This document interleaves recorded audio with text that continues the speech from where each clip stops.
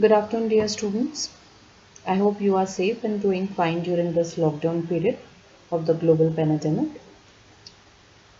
Today we shall start with our first e-lecture on a formal note. Though we have already started with the same on our WhatsApp group, we have been, since days we have been discussing the problems and queries. Uh, Formally, we are starting today itself. So, we are starting from the point where we left, that is, we are supposed to now start with unit 4th, that is short stories. And as you people were more inclined towards how much land does a man need, so we'll be starting with this short story by Leo Tolstoy. As you all know, without text we cannot start. So the text is already available with you in the books. If you have not brought the books, as is the situation with me, I also do not have the required resources. Not a problem. I've asked the students to share the PDF files in the group, and I've also selected the same PDF file in this PPT. So before starting with a word-to-word explanation, we'll first discuss a bit about our author, that is Leo Tolstoy, and a bit about this much interesting title, How Much Land Does a Man Need?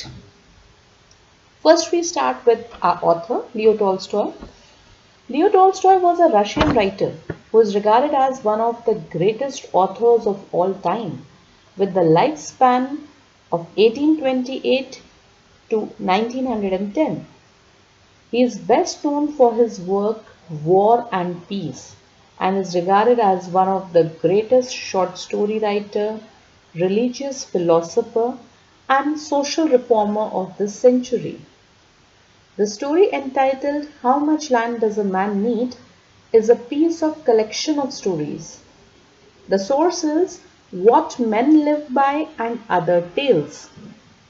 It is a moral fable discussing the themes of human greed and temptation. I'm again repeating, it is a moral fable discussing the themes of human greed and temptation.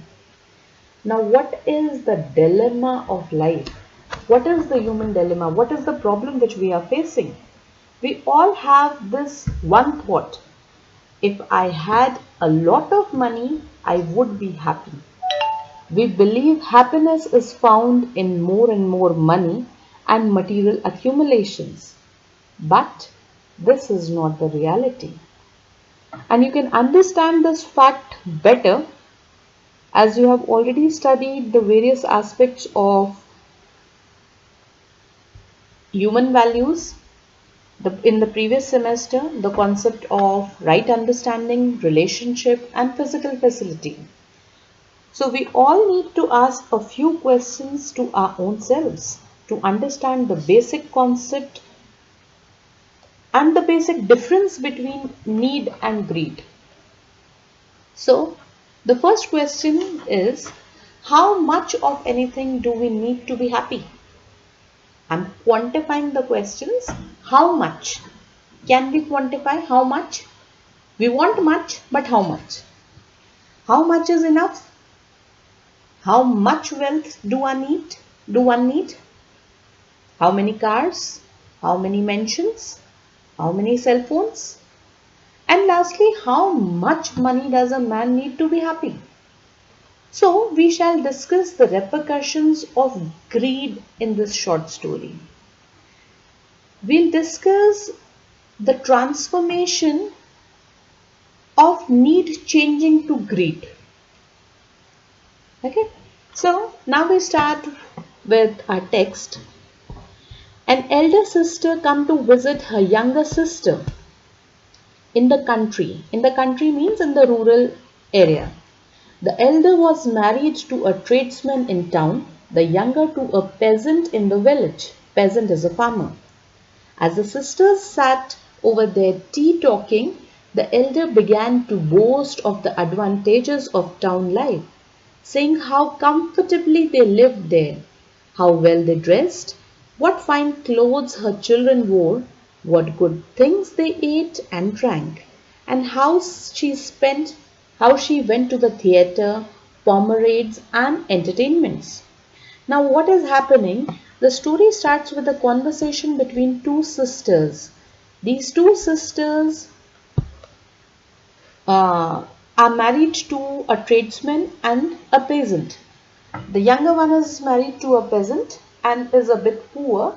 The elder sister is married to a tradesman or a merchant, you can say. The elder sister is boasting about their lifestyle and the comforts of city life, town life. But the younger sister is showing her satisfied nature. She is satisfied with the things which she already possesses.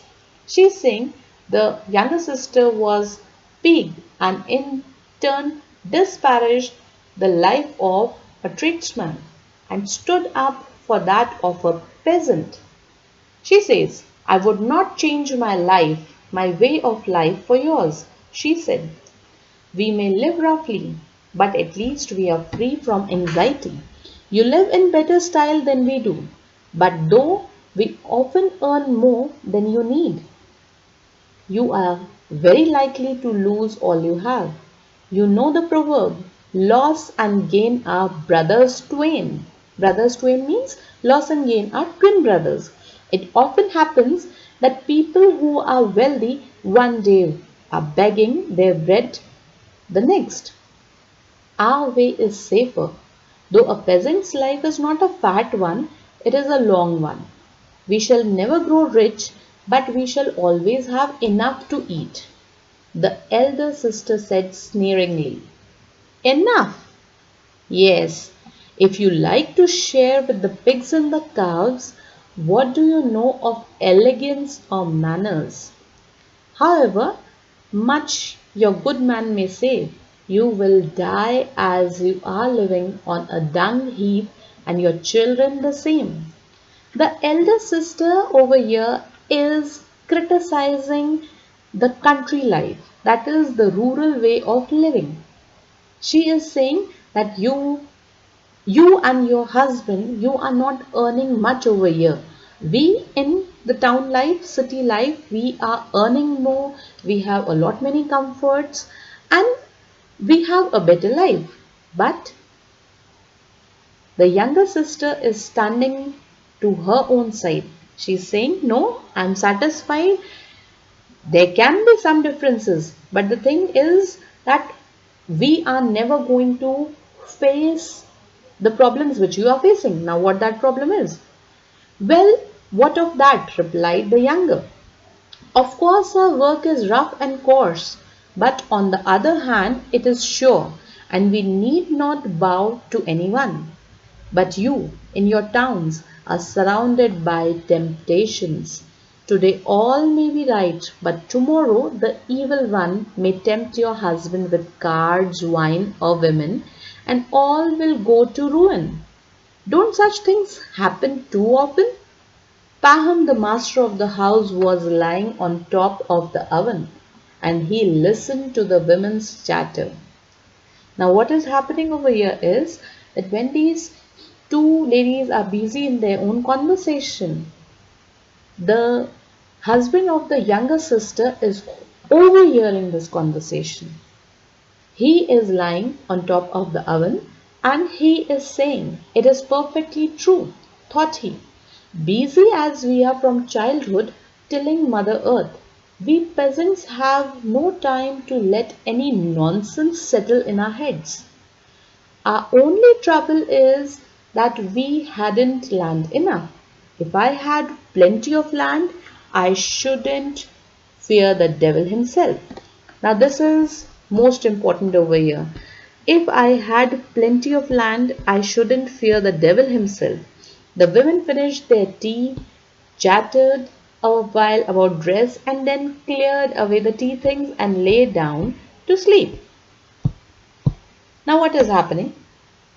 When the two ladies were busy with their conversation, Paham overheard their conversation. But as this is fiction, this is literature, things can